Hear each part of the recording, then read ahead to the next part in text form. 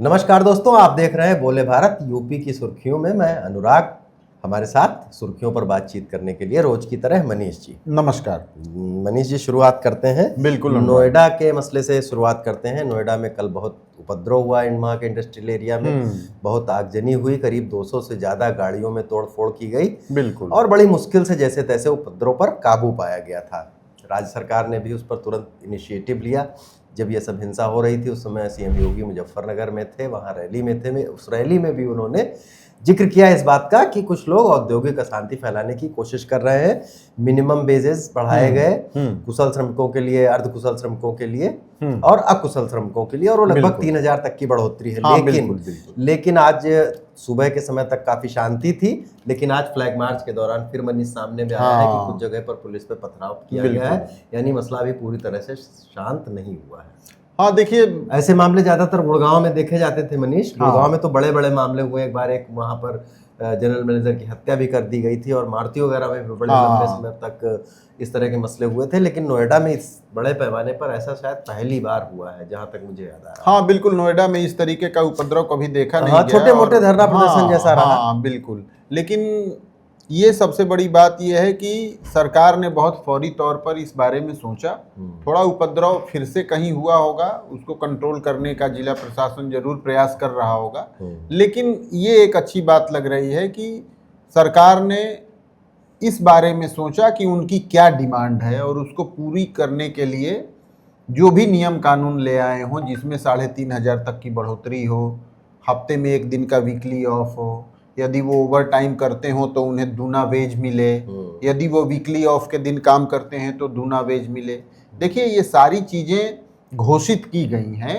यदि फैक्ट्री मालिक इनको अक्षरशः मान लें तो इस तरीके की स्थिति शायद ही कभी पैदा हो। ये दरअसल मनीष, हिंसा की शुरुआत में जो सरकार की जांच वगैरह पर अब यह आ रहा है, वो हुई है इस बात से कि ये अब तो इसको फैक्ट्री मालिक और प्रशासन भी इसको अफवाह कह रहा है।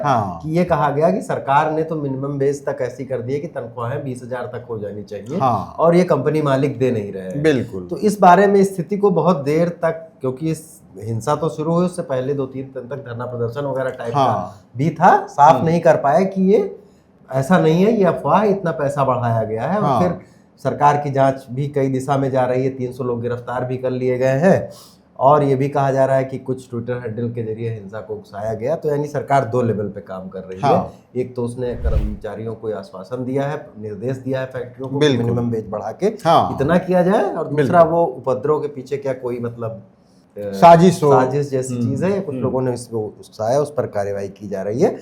मोटे तौर पर स्थिति शांत है। फ्लैग मार्च है नोएडा के एक इंडस्ट्रियल एरिया में, सन्नाटा पसरा हुआ है। तो इसको अभी ये मसला रहेगा। लेकिन ये शायद जो आप बात कह रहे थे कि कंपनी मालिक इसको बहुत साफ कर दें और बड़ा स्पष्ट कर दें तो अच्छा रहेगा। बिल्कुल बिल्कुल बिल्कुल। उसके लिए दूसरी खबर पर मनीष आ जाते हैं। पीएम मोदी सहारनपुर में हैं। सहारनपुर से वो उत्तराखंड जाएंगे। सहारनपुर में उनका रोड शो हुआ। वो काली डाट मंदिर भी गए। दिल्ली देहरादून के बीच जो नया एक्सप्रेस वे बन रहा है, जिसके बारे में कहा जा रहा है कि 2.5 घंटे में आपको पहुंचा देगा, बिल्कुल, उन्होंने उसे लोकार्पित भी किया। और उस मौके पर, चूंकि ये बॉर्डर का ही एरिया है, आप परिचित ही हैं उस इलाके से, तो वहाँ सीएम धामी उत्तराखंड के मुख्यमंत्री, अब सीएम योगी उत्तर प्रदेश के मुख्यमंत्री भी उनके साथ थे उसके दौरान। फिर वो देहरादून जाएंगे। देहरादून में भी कुछ उनके रोड शो हुए। देखिए अनुराग, दिल्ली से देहरादून पहुंचने के 2 रास्ते। एक तो वाया हरिद्वार देहरादून जाइए आप, या तो फिर आप वाया सहारनपुर देहरादून जाइए। सहारनपुर वाला जो रास्ता है, वाया सहारनपुर, ये छोटा रास्ता है। हरिद्वार वाला रास्ता थोड़ा लंबा पड़ता है। लेकिन पिछले कुछ दिनों में सहारनपुर के रास्ते को त्याग दिया था अमूमन लोगों ने, क्योंकि हरिद्वार की तरफ से देहरादून तक 4 लेन बन गई थी सड़क।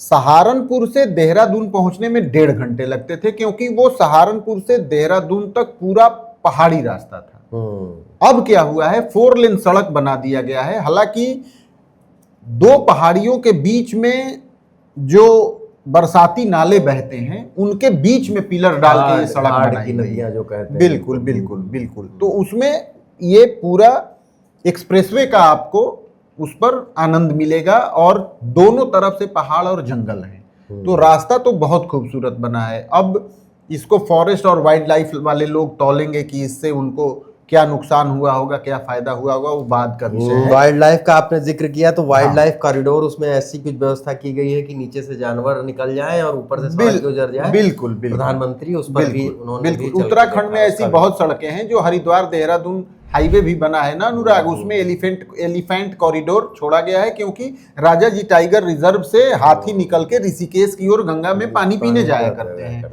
ठीक है, इस चक्कर में बहुत दिनों तक वो हाईवे बन नहीं पाया, रुका रहा एनजीटी वगैरह के चक्कर में।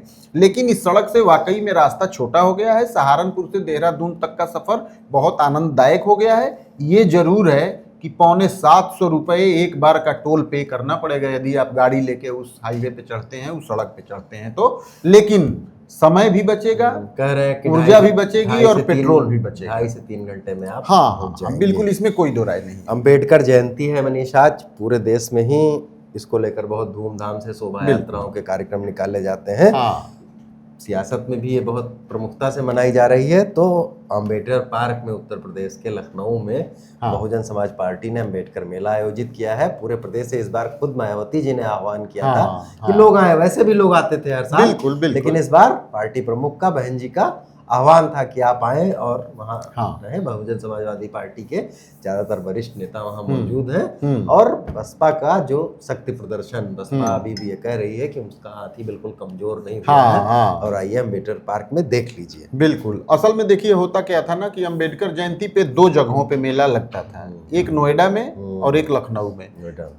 मायावती ने प्रेस कॉन्फ्रेंस करके ये कहा था कि सभी लोग लखनऊ आएंगे परिवार सहित, क्योंकि नोएडा में पार्क में रेनोवेशन का काम चल रहा है, इसलिए वहां के बजाय लखनऊ आए। अब ये शक्ति प्रदर्शन तो है ही है। मायावती ने इस मौके पर ट्वीट करके बातें भी कही हैं। हालांकि ये कयास लगाए जा रहे थे कि वो अम्बेडकर पार्क जाएं, लेकिन उन्होंने बसपा मुख्यालय में ही अम्बेडकर की मूर्ति पर फूल चढ़ाए हैं, माल्यार्पण किया। उन्होंने पहले भी इशारा किया। लेकिन एक बड़ी बात ये हुई है कि 2 ध्रुवों का मिलन इस मौके पे हुआ है हजरतगंज में। हजरतगंज में जो अंबेडकर प्रतिमा लगी है अनुराग, वहां पर अखिलेश यादव फूल चढ़ाने गए थे और वहां पे ब्रिजलाल, जो कि रिटायर्ड आईपीएस हैं, भारतीय जनता पार्टी ने जिन्हें राज्यसभा का मेंबर बनाया, वो सांसद हैं। नवंबर में उनका कार्यकाल खत्म हो रहा है। भाजपा उन्हें आगे दोबारा से सांसद बनाएगी या नहीं, इसकी कोई गारंटी नहीं है। और अखिलेश यादव से बहुत ही सौहार्दपूर्ण माहौल में आप वीडियो देखिए, बड़े पुलिस अधिकारी रहे उत्तर प्रदेश के, किस तरीके से ब्रिजलाल हंसी ठिठोली करते हुए लगभग अखिलेश से गले मिलते हुए दिखे हैं।